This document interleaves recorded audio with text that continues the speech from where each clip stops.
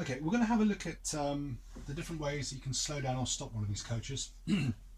And unlike a car, it's a little bit more complicated. There are various means of slowing it down and saving the wheel brakes from overheating. Because of the weight of the vehicle, we're about 16.5 tons empty. We can go up to about 22 tons with passengers and fuel and cargo. So we need to save our brakes and stop them from overheating, especially coming down a long mountain or something like that. So the first way of slowing it down, the most extreme way, which you would never normally use, is the handbrake. The handbrake is progressive. That is to say, if you pull it very, very gently and very slowly, you can actually slow the vehicle down smoothly with it. It isn't just on or off, but most of the time when drivers use it, they just put it on straight away and it comes on full power.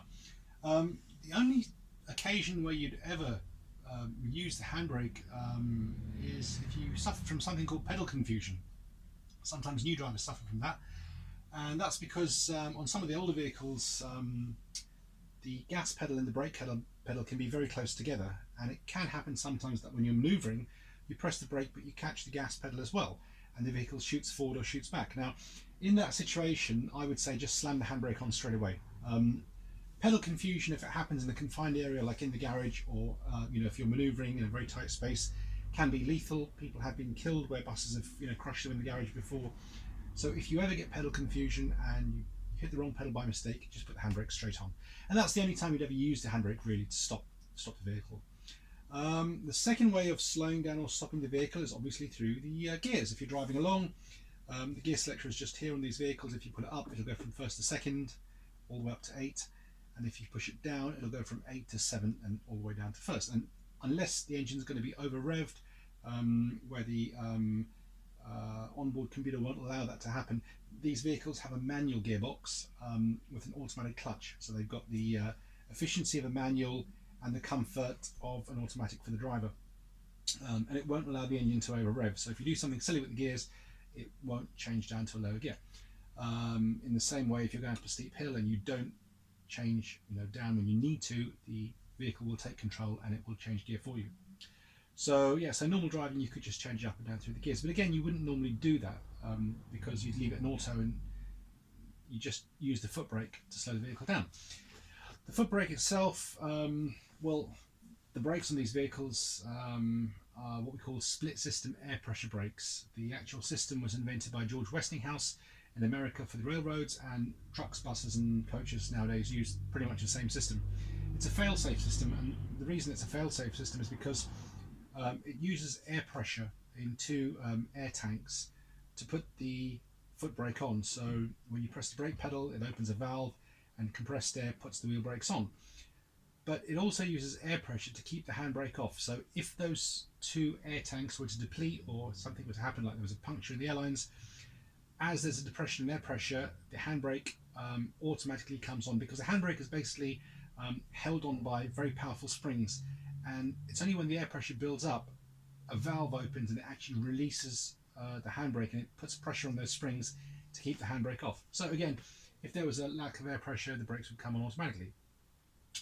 So another way of slowing the vehicle down is the actual intarder itself. Now, in the olden days, buses, coaches and lorries had something called a retarder. The retarder is a device that works on the transmission, and when you're coming down a very steep hill, or if you're slowing down from high speed, you'd normally turn the retarder on. There are different kinds of retarders. You could have an exhaust retarder, which basically suffocates the engine, an electrical retarder, which is basically a series of magnets on the transmission, which works the opposite to a motor. It uses electrical current to try and stop the transmission from turning and thus slow the vehicle down. Or you could have a fluid retarder, which uses oil as a medium to try and slow the vehicle down in the gearbox. Because all vehicles need retarders, the manufacturers of the gearboxes, mainly ZF and Getrag, have decided now to incorporate them into the actual gearboxes themselves, and because they're integral, they are now called intarders. So this vehicle has an intarder, and the way the intarder is operated is up here. If I'm driving along and I need to slow down, I can put it onto stage 1. That's quite gentle. Stage 2, again quite gentle. Stage 3, and that's more progressive. It will slow the vehicle down reasonably well, as if just like normal braking. stage 4 of the electrical retarder, and now it's going to slow us down, you know, quite effectively. If I press it down to stage 5, that also incorporates the exhaust retarder, and now the vehicle will slow down quite rapidly. It's not like doing an emergency stop, but it's like firm braking, I should say. So if you had passengers on board and you were driving along, you wouldn't just go to stage 5 because they're going to spill their champagne or tea or whatever they're drinking. You just progressively use stage 1, 2 and 3 really. Of course, when you press the foot brake, it also activates the retarder because there's a micro switch in the foot brake. It also turns the retarder on. You know, the ability to turn it on without using the foot brake all is nice, because you can, you know, just if you're coming down a steep mountain, for example, you can just come over the crest, put the retarder on, and just keep your foot off the pedals, and it will keep the vehicle retarded down the mountain. These vehicles also have hill descent control, so you can program in the descent speed if you're coming down, you know, a steep section of motorway where it's downhill, or coming down the mountain. You can tell the vehicle what speed you want it to hold, and it will hold that speed. It sometimes can slip above it, because when these vehicles are fully loaded, they're very heavy, and you know, if you don't watch it, there are some stretches of the M25 where you set the cruise control to 100 kilometers, and you're driving along, and there are occasions where the vehicle can creep over that if it's a steep downhill, and you've got to watch it, because these vehicles are so quiet and so smooth that you won't notice when they start to increase speed. There's just no sensation of speed at all.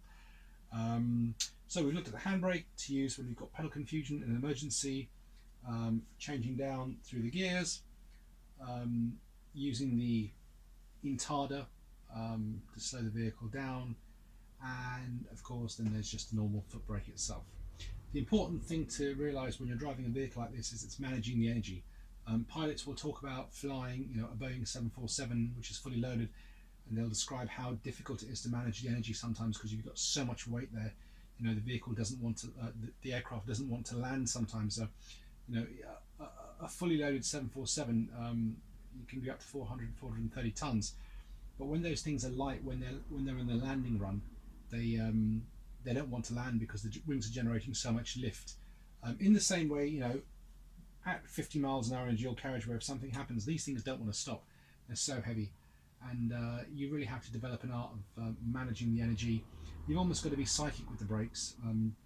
Car drivers will talk about how impressive their brakes are on their car, but the truth is, if you're a good driver, you should never be depending on your brakes, because number one, if you've got standing passengers, or if you're driving a bus or a coach, they're going to go flying, and number two, you should never on the public road put yourself in a position where you're at maximum braking. That's for the racetrack.